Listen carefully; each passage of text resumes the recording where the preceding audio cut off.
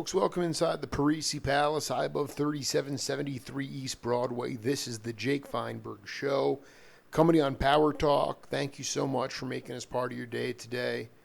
Without further ado, I want to bring back a legendary cat, multi-instrumentalist, and somebody who's contributing to the lineage of our American musical heritage. David Lindley, welcome back to the Jake Feinberg Show.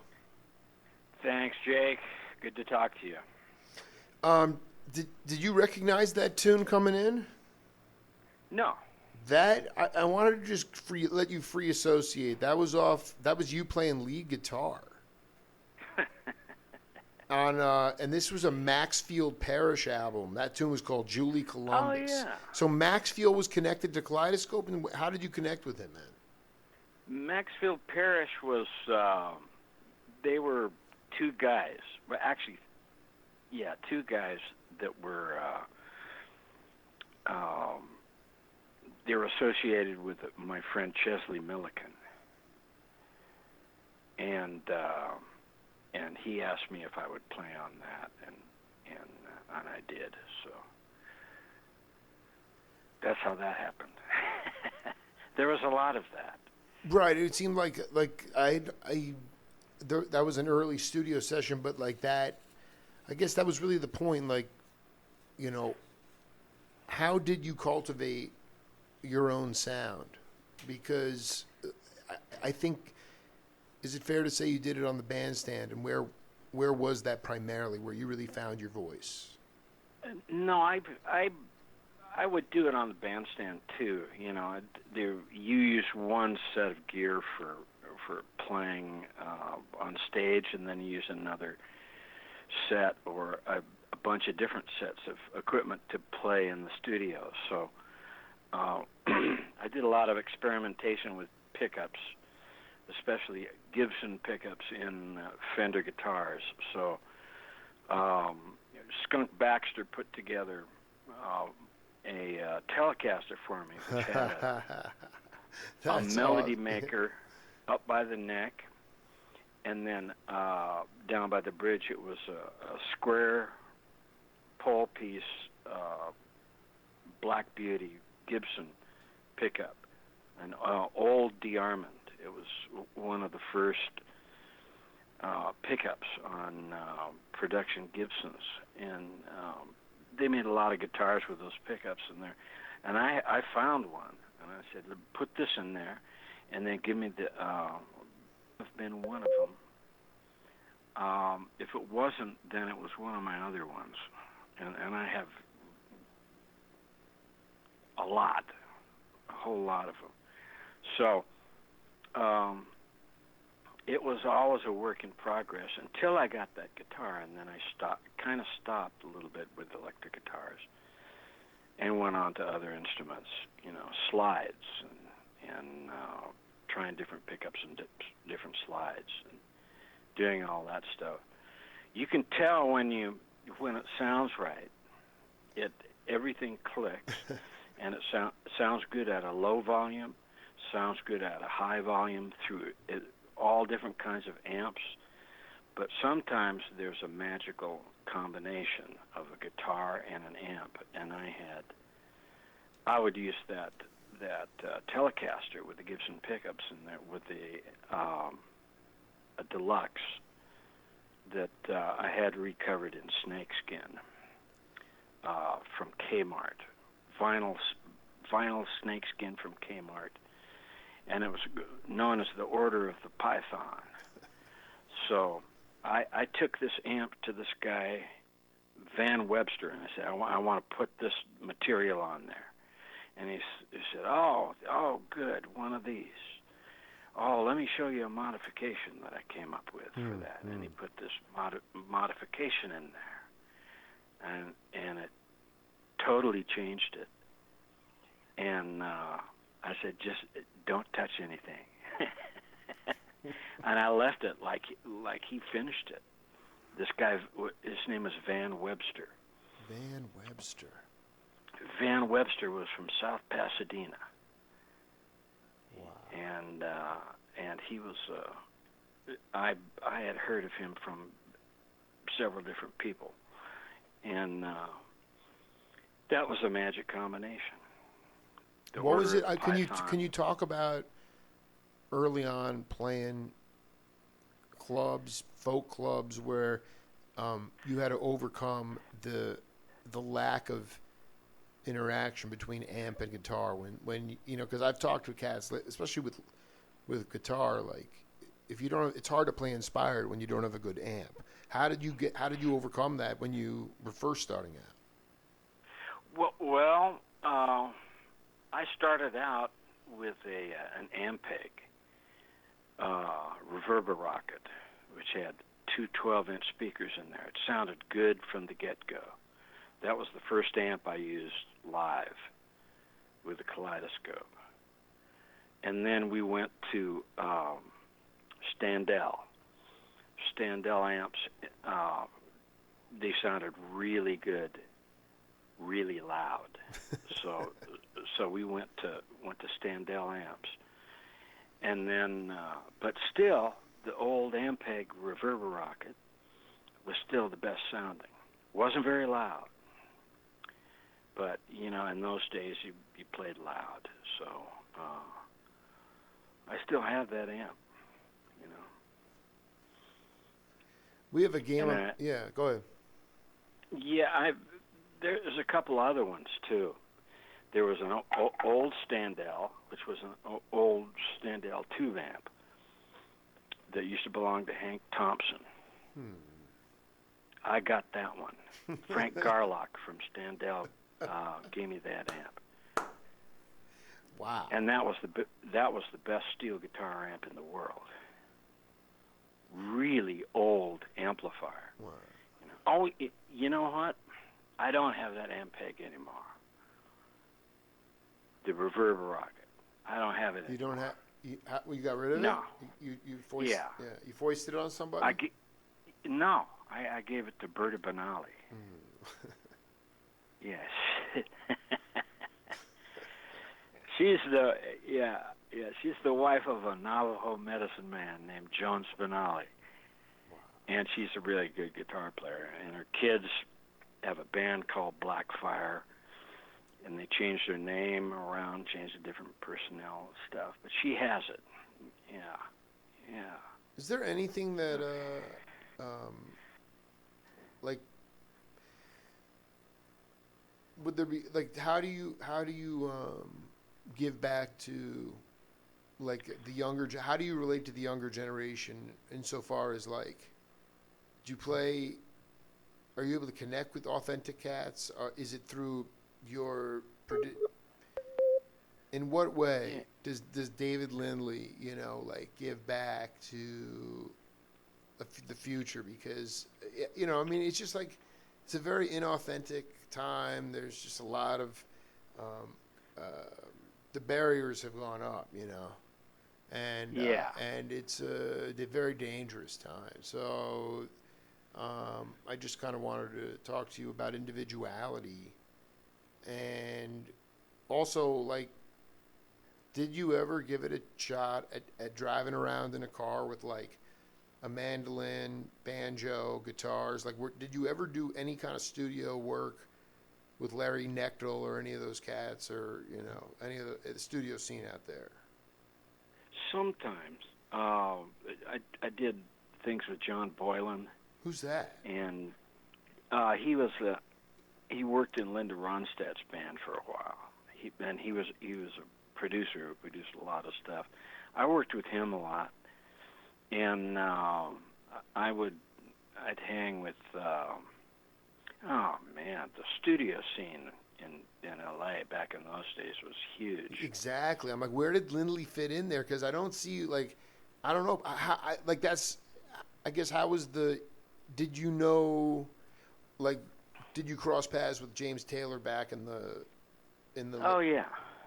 Because, I mean, you came into that band with him and Nash, you know? Yeah, and there was James. I played in James's band when David Sanborn played in that band, and Clarence McDonald.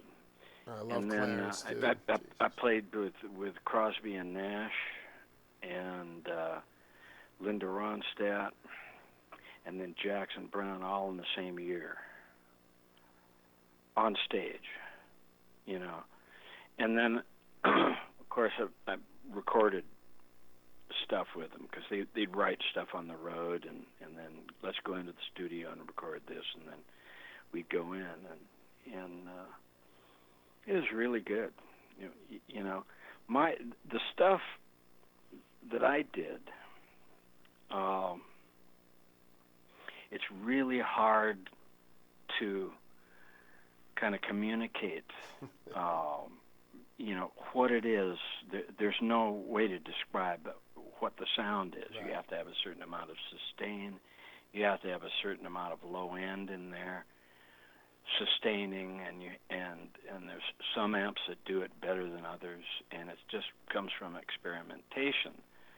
So mainly what I tried to communicate to people, and when I run into younger musicians, was, you know, keep trying stuff out if you can get your hands on it, you know, and see what works, and go in and play, you know, go into the Guitar Center and play all these different amps. And now, luckily, there's all different kinds of boutique amps, and a lot of Dumble's stuff is people have figured it out, and they figured out what are the really good Fender circuits, and they're making amps now that are really, really good, and they're brand new, you know. They're not the old ones. They're brand new amps. Carr makes a really good amp. Wow, you're getting. C-A-R. I mean, I mean, like, I'm a little bit like blown away about, like, I mean, just hit me to it, because as a journalist, I'm not really, you know, that. But I mean, you more than half the sound is coming from the amp. I thought it was more like life force and not. I don't want to say chops, just like, you know, like sequencing of ideas. You know, I mean, like, but you're saying the amp is more important. Oh well, if you're playing all kinds of good ideas, you know, you have all these different ideas, and you want to get them out there and have them work really well. You better be playing through something that sounds good. If you're playing through something that doesn't really sound good, certain kinds of ideas aren't going to work, unless you want it to sound nasty and horrible and stuff. Then you use a different kind of idea, you know. That's another approach. That's a good one too, because a lot of the guitar players that I really like didn't get a good sound. Right. It was like they plugged direct into the board. Right. It's the way they did it in Motown that was a recording session. But I mean, in the live setting, like, I mean, So I mean. Yeah. You know, a lot of the African guitar players, what they would do is they plug direct into the board, you know, bypass the amp, and then they'd use the studio's reverb and those, you know, different effects and stuff like that, whatever was in the studio. And then when they play live, they, you know, I've seen a few of them when they play live that they sound fabulous. You know, they know what they're doing. Talking to David Lindley here I'm having a ball here with David Lindley on the Jake Feinberg Show. We have a game on this program called Name That Voice. I want you to take a listen to this. I don't expect you. You know, don't worry about the voice, but pay attention to the content, and then we'll come back and break it down. Okay. In the 30s, there was a school of folk music for people who were singing at union meetings and I guess protest meetings. I can't remember where it was, but there were a lot of people that went to that school, and what they were learning was how to sing for a crowd and get them interested in singing along with them and whatnot. And a lot of Pete's music came from those early days. And I used to take, I think it was Sing Out and all those books and things that had his music in it. And I had Pete Seeger's banjo book, and I actually got to meet Pete Seeger in 1958. I couldn't believe it, but I was was a student at Oklahoma City University, and he had come to town for some reason. I guess he was playing a concert somewhere, but a woman that lived across the street from the university who played in the symphony was not only a violinist, but a folk violinist, and she knew about my interest in folk music, and she said, well, Pete's coming to visit me, and why don't you come over and spend an afternoon talking to him? And so, well, that was quite the experience to meet him personally and That's have unbelievable. him play. You have any idea who that is? Sam Hinton. That is Mason Williams. Mason Williams. My interview from January 23rd of this year. Mason Williams. He's still walking around. Dude, Mason is burning, man.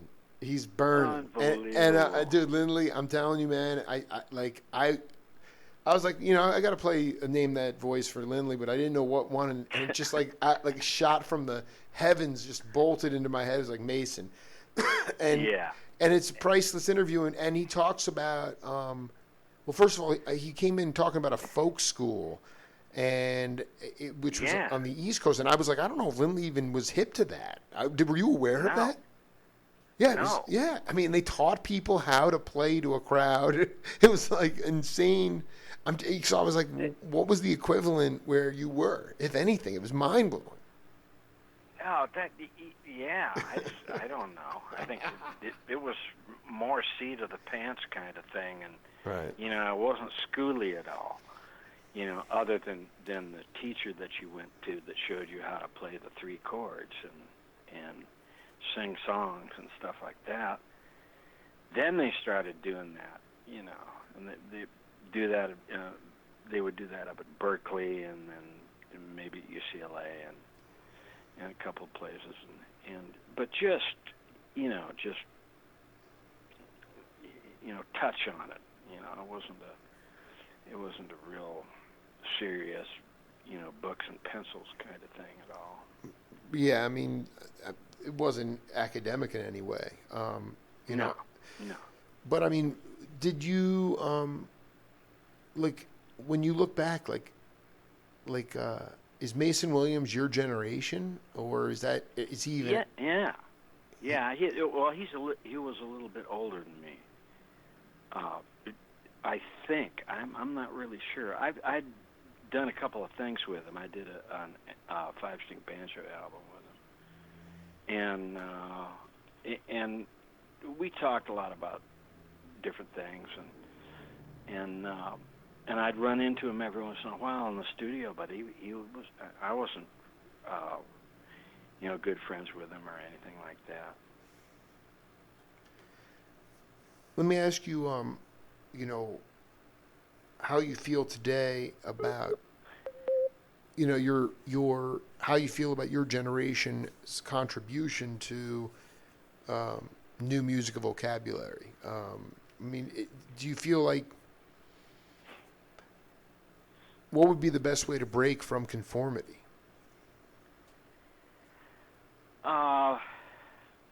Well, we recorded a lot. You know, we did a lot of stuff, made a lot of records, and people could access those and figure out what was going on. And I did some interviews, and I told people what I was using and what was good and what worked, and then all the different people that I played with. Wally Ingram? Yeah, definitely. What kind of work? Can you talk about how organic a relationship that's been for you with Wally? That was good. That was a real good one. He kind of got the sound and the approach that I've been looking for when I was thinking of using a drummer percussionist, and he nailed it. It's more or less the pots and pans in the kitchen sink and all that stuff, and we tried out different things, and it went really well. That's I don't do that anymore. I just do stuff by myself, because the music that I'm playing now it seems to work better like that. What kind of music are you playing now? I'm playing traditional oud, Turkish oud and Arabic oud and saz, Turkish saz, bozuk, and then all of the slide guitars, the acoustic slide guitars, the Weizenborns. You know, I'm playing all that too. So it's a work in progress, as usual. So it's, you know, when you play stuff by yourself, especially in a lot of the forms that I use now, it works better that way because nobody can follow it, for one thing. you know, it's all it's in the tradition of Munir Bashir and Nachati Chelik and different players, classical players. And I've been doing it all along while I play other stuff too. But it seems to really resonate, you know, for some reason. Were you able to go to each one of the countries for those instruments and actually connect with the indigenous people that were playing them there? Actually, there were a lot of people here. Hamza al-Din was here. Did you? Can you talk about how you met Hamza? Hamza. When did you first meet Hamza? Wow. When I was playing with Hani Nasser. He is a good friend of Hani's. Wait, I don't know who Hani Nasser is. What is going? Hani Nasser is a percussionist from Jordan. Really, really Whoa. good. And I started playing with him because he played traditional Arabic and Turkish drums and stuff, and we tried all different kinds of things and New Orleans stuff and experimented around and stuff, and I had run into Hamza occasionally at people's houses, different people's houses, and he would be, you know, be visiting, or he would be staying there, and I'd hear him play and stuff. But I really got to know him through Hani, and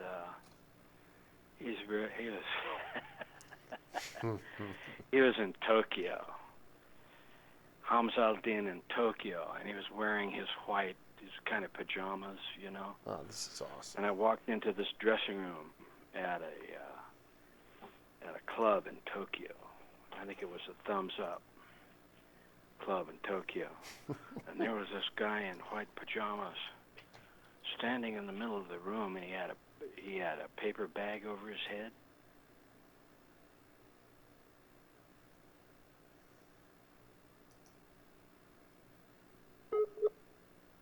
Who do you think this is?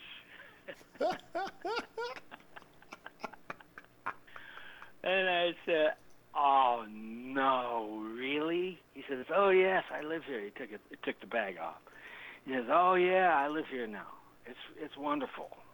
I saw you guys were playing, and I came down, and it was." He said, "Oh, Japan is wonderful. It's a very safe place." And I didn't even ask him what he taught. You know, maybe he taught Arabic or Arabic music or something. I think the better question is, which countries, if at all, did you feel like compelled to go to? You know, in terms of did you, because it was safer to travel there. You can't travel these places now. You can't go. Yeah. I got asked to play the Oud Festival. There's an Oud Festival. This is awesome. Yeah, there is the Oud Festival, Oh, and it's the one that money was just horse choking. You know, but it was in Qatar. Okay, at the facility in Qatar where they were going to have this Oud Festival, they said they're very open, so they had a lot of different conventions and concerts and stuff, and one of the conventions was a world conference of Al Qaeda. What? Yes. Damn. I did the research on it. I said, what? Exactly. Okay. Yeah, I can't do that. Sorry. Tell them thanks, but no thanks. Can't do that. So I had, visions of Al Qaeda in my brain and all the stuff in New York and all that, and I couldn't put the oud and that kind of stuff together. Impossible. Can't do that. So I said, oh, no thanks. Thanks, but no thanks. I mean, so I don't know if I was insulting them or whatever. No, but I don't. I'm not. I don't want to do that. And this guy's an American. Oh, really? Oh, it was an American playing the festival. Oh, okay. That's dangerous enough as it is. So, and I always wanted to go to Turkey because I have a lot of friends that live in Turkey, and it's more and more dangerous all the time. Yeah. There was a time when I could go, and what was that like? But you didn't go? Did you not go? No, I didn't go to Turkey. Mm-hmm. But I went to Berlin and worked with Turkish musicians in Berlin, which is the third largest Turkish city in the world. There's Ankara, Istanbul, and then Berlin. And it was the same. I mean, the neighborhood was the same. They had tea houses and they had, kebab places, and it was just like being in Turkey, I guess, except every once in a while they'd break into German, There's a lot of people from Turkey living in Germany, They worked in the auto industry, and they brought the music. And they have concerts and festivals and experiment, with different kinds of Western music. You could do it in Berlin easier because you had access to more stuff, So it worked out pretty good. But mainly, you go on the internet and you go on YouTube and you find the greatest saz player in the world. This kid, and he absolutely the best I've ever heard. And you play it and then you run it back and you play it again and you say, what is that? What is he doing? And so now we don't have to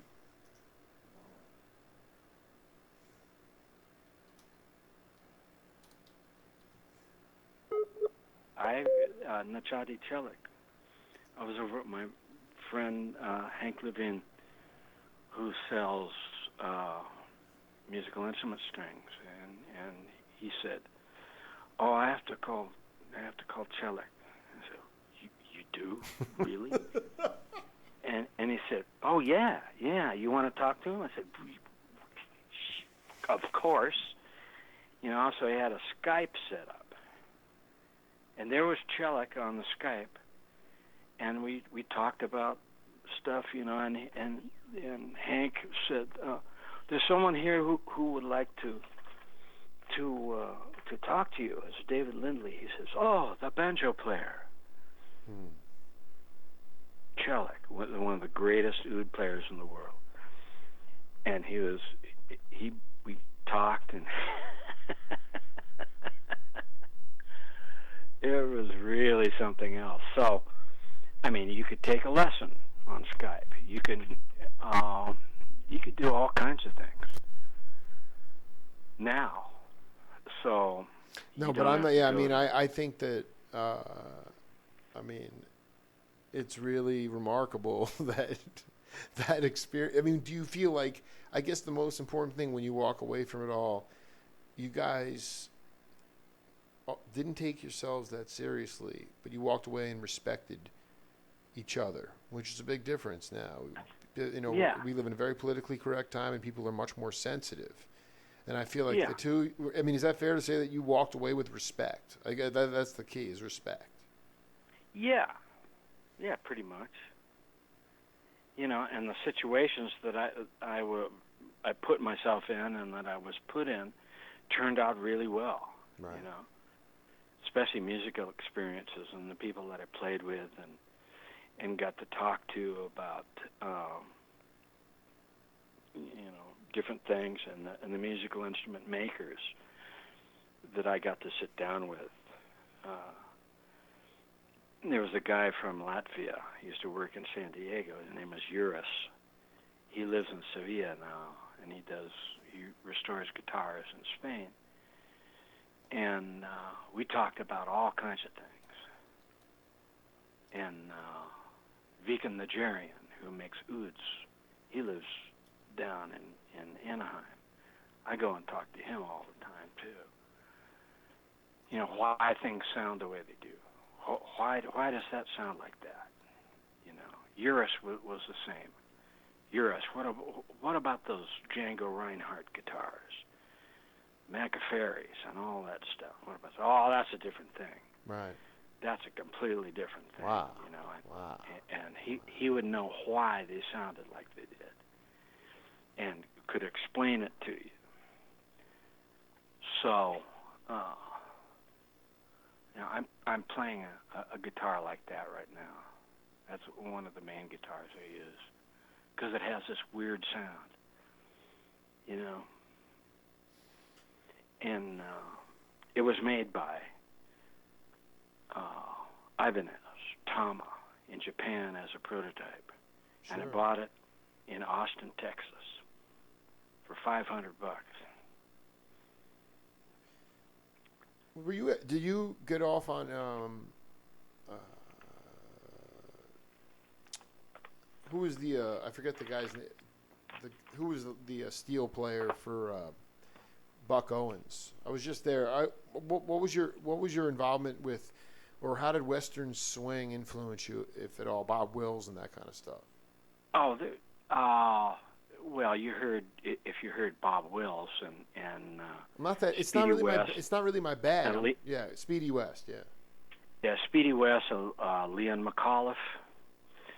Those guys that they played 8-string console grand guitars, as way before pedal steel and any of that stuff, and they played that way. Freddie Roulette was a guitar player from Chicago. No, we vetted the first time.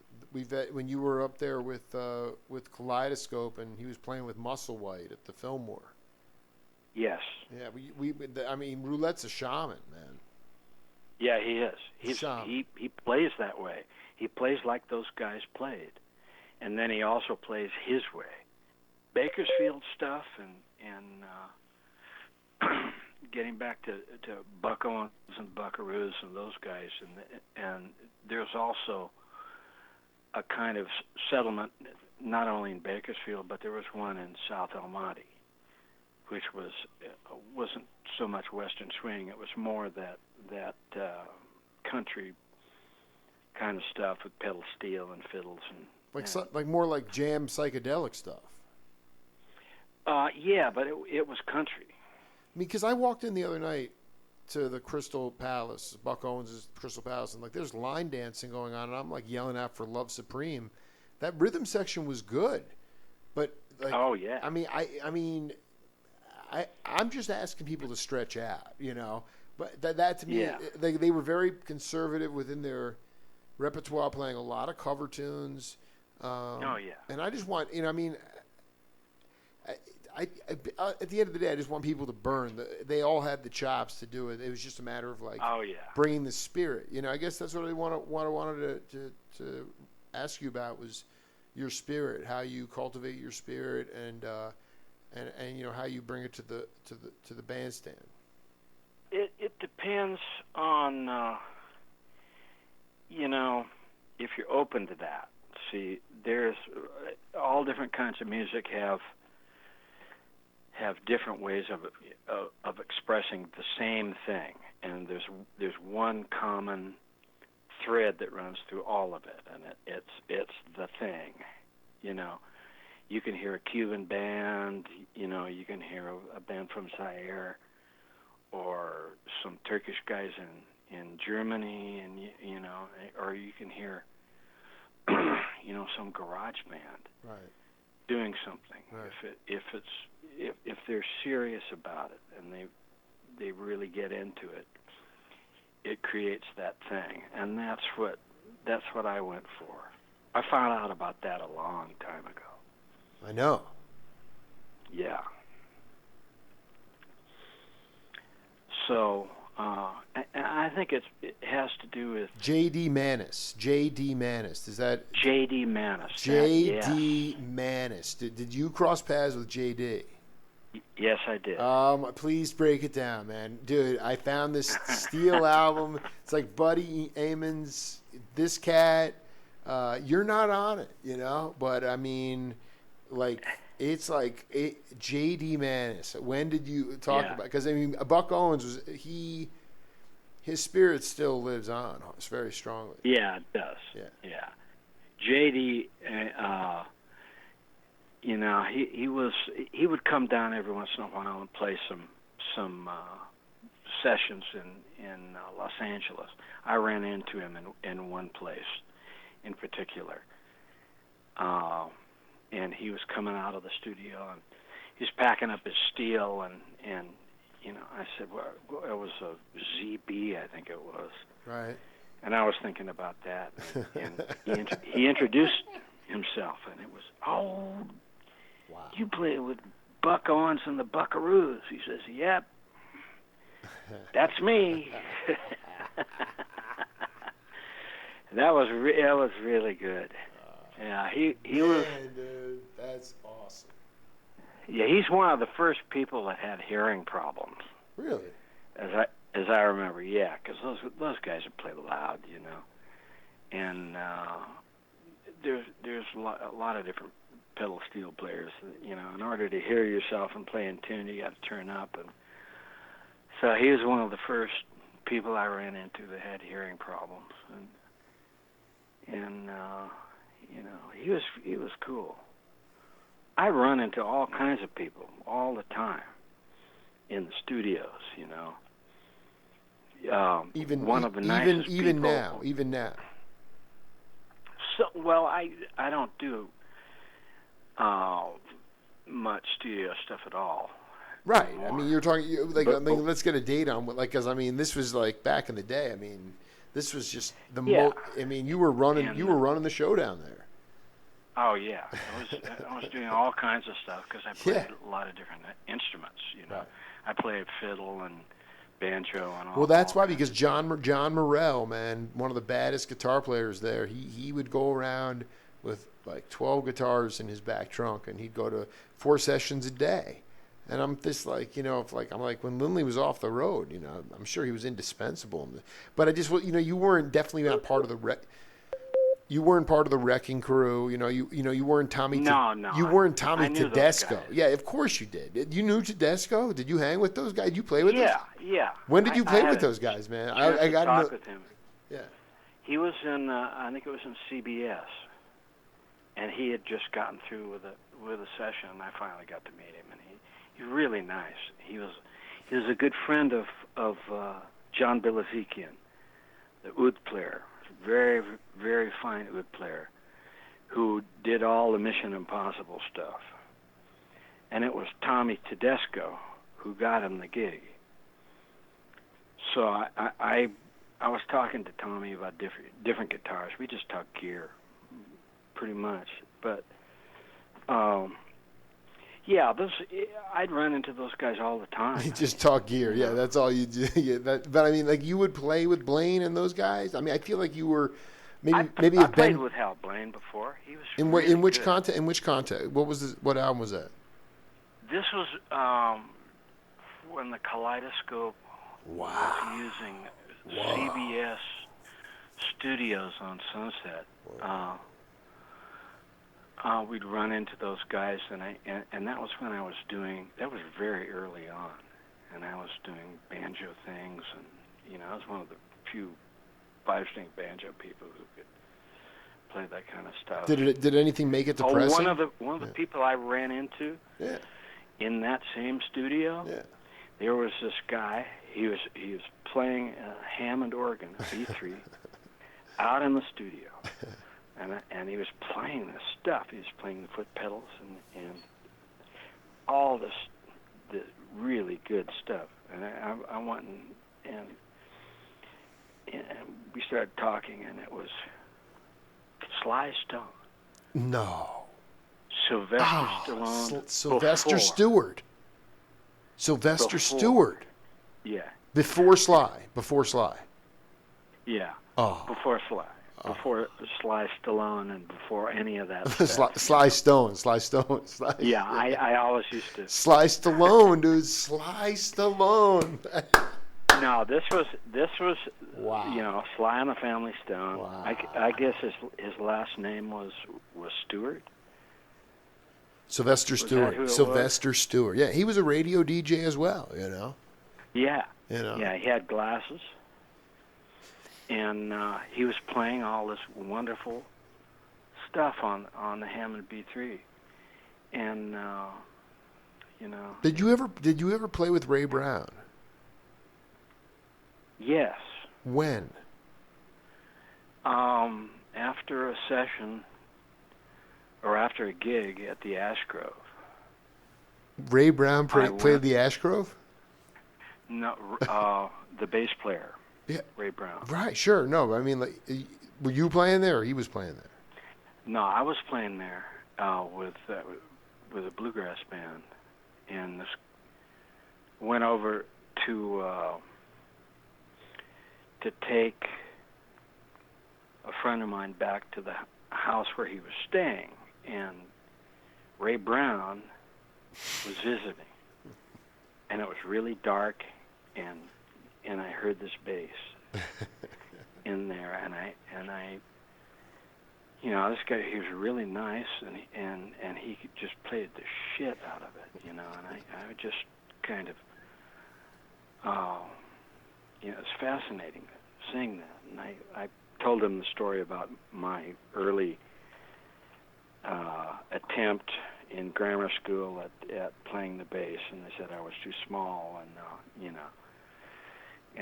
all of that. And I tried a couple of things on his bass, and he let me do it.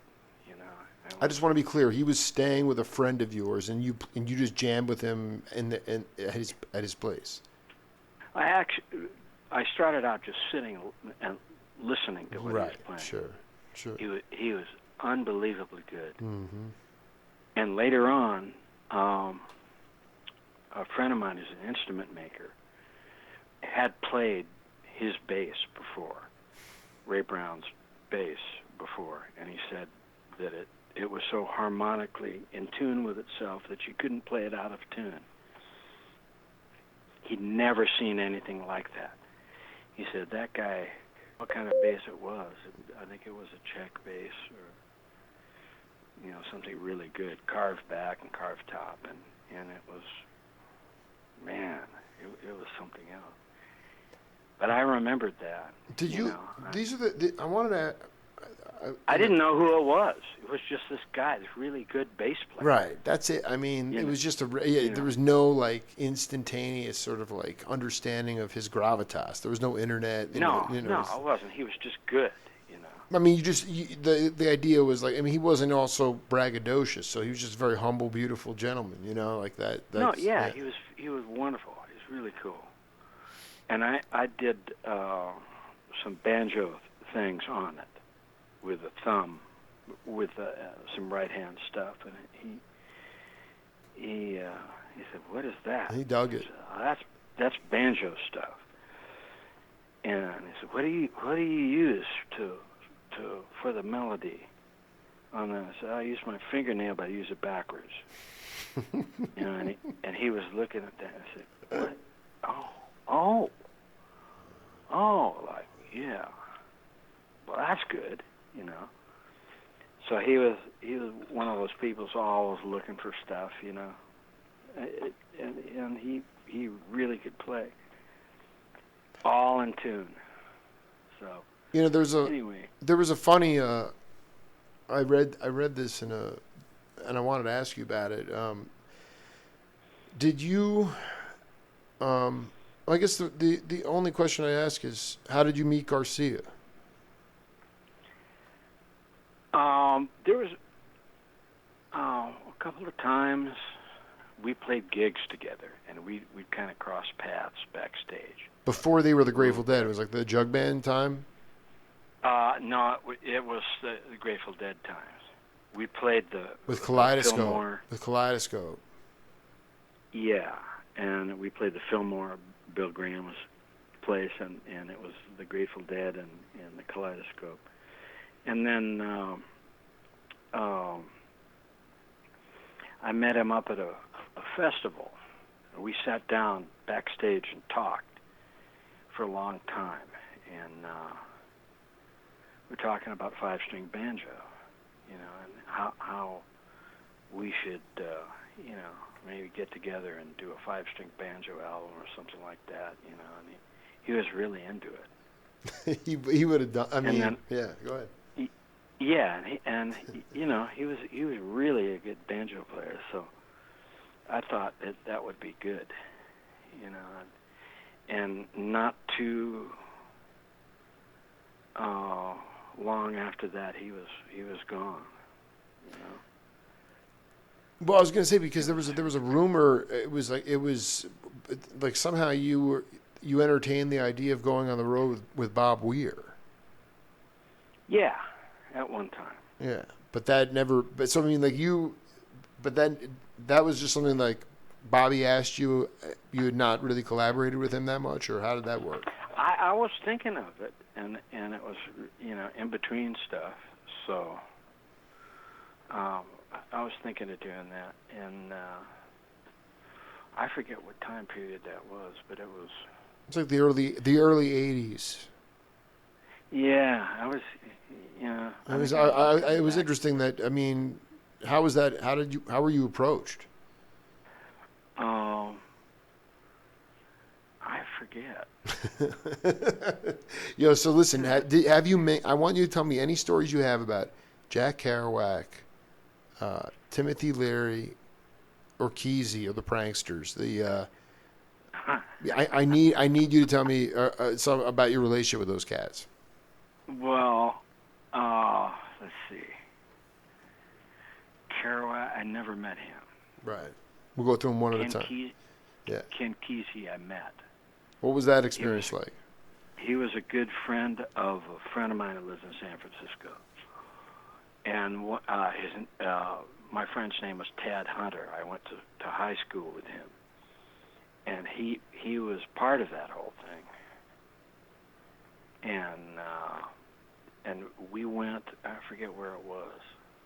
We went someplace where Kesey was, and I was introduced to him, and it was at night, and I don't remember anything about it. So, in terms of Kaleidoscope was formed, but you guys didn't play the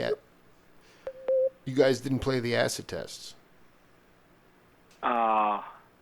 We played the Avalon a lot in Kaleidoscope. Right. So you knew that. It's interesting that connection was made. You know what I mean, David, when you look back at you just talk a little bit about as a leader, how you've demonstrated. Last time you talked about Mingus, where basically you're like, I want to play that instrument. They're like, you're too short. You're like, well, I'll stand on a stool. I'll sit on a stool. No, but I'd grown up then, you know. What I'm saying is, what I want to get at is the idea of where you have had to advocate for yourself and made you a leader? Was there something that stands out where you had to advocate for yourself? It pretty much just happened. you know. It fell into place, and from one situation to another. And it was, and that was by you following your muse. I mean, that's yeah. It's just seeing what would be interesting and would be fun, and doing stuff like that, and then how I would get better at what I did, and mainly that's it. And different situations present themselves, and then you deal with them. And sometimes they work out, and sometimes they don't. So that's basically what it was. You play internationally still. What kind of cities have you been to overseas that? And I want you to just cut that line between being a craftsman and being an artist. Well, they go hand in hand. You can't be just a craftsman and not an artist. I don't think so. Doing, you have to get into it. I've met players that are technically unbelievably good, and they play, and you don't remember it. Exactly.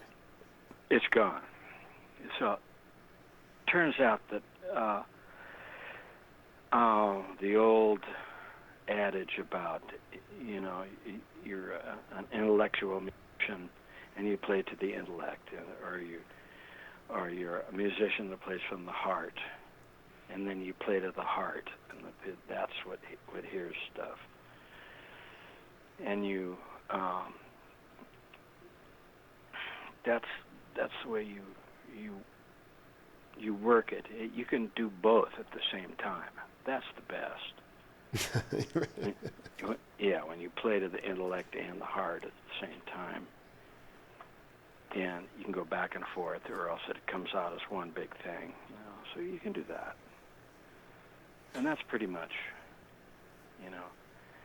you can kind of not have one without the other, You have to be somewhat of a technician to pull off a lot of the stuff that you feel, And then you practice more and you get better, and you're able to do it easier or do it faster, and One of the pieces of advice that I give younger musicians is to learn to play real fast in the beginning. Why is that? Because, learn to play fast in the beginning. Yeah, why is that? Because somebody who can play fast can always slow down. A fast player can play slow, right, but a slow player cannot play fast. Wow. Profound. It's totally profound. It's just, it's real simple. Yeah, no, I mean, it is right there. Yeah.